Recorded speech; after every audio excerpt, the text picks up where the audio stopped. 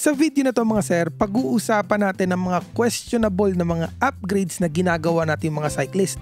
Kaya umpisa na natin.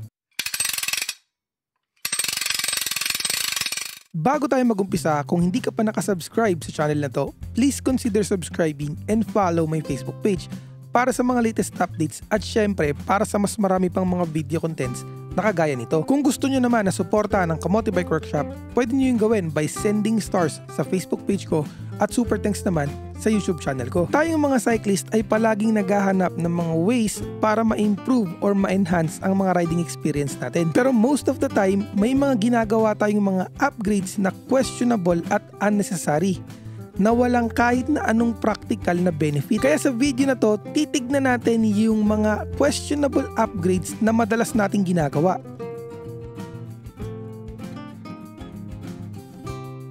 Most modern mountain bikes mga sir ay syempre equipped ng suspension fork around 100 to 120mm para mag-absorb ng shocks at syempre para mag-provide na rin ng smoother rides sa rough roads or sa mga rough na terrain.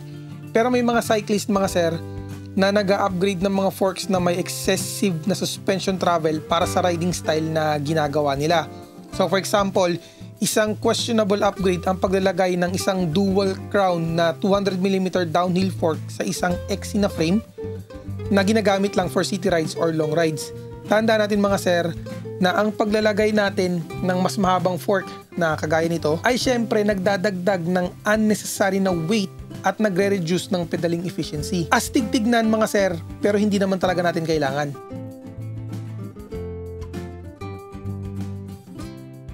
Ang mga aggressive off-road tires na kagaya nito mga sir ay nag-o-offer ng increased na traction at stability during trail riding.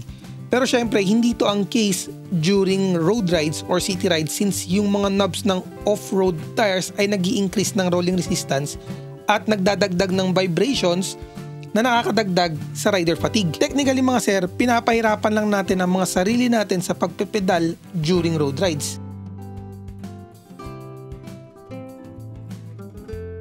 Una sa lahat mga sir, gusto ko lang liwanagin na ang upgrade na to ay debatable.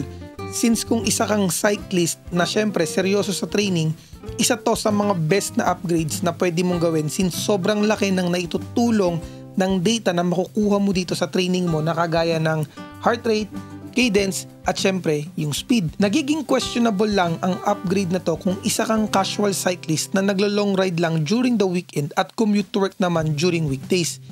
Technically, nag-record lang tayo ng mga data na hindi naman talaga natin nagagamit.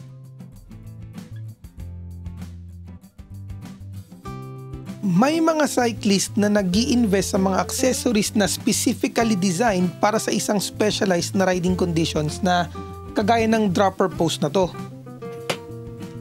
mga bush guard or yung mga chain retention system na pang downhill spec.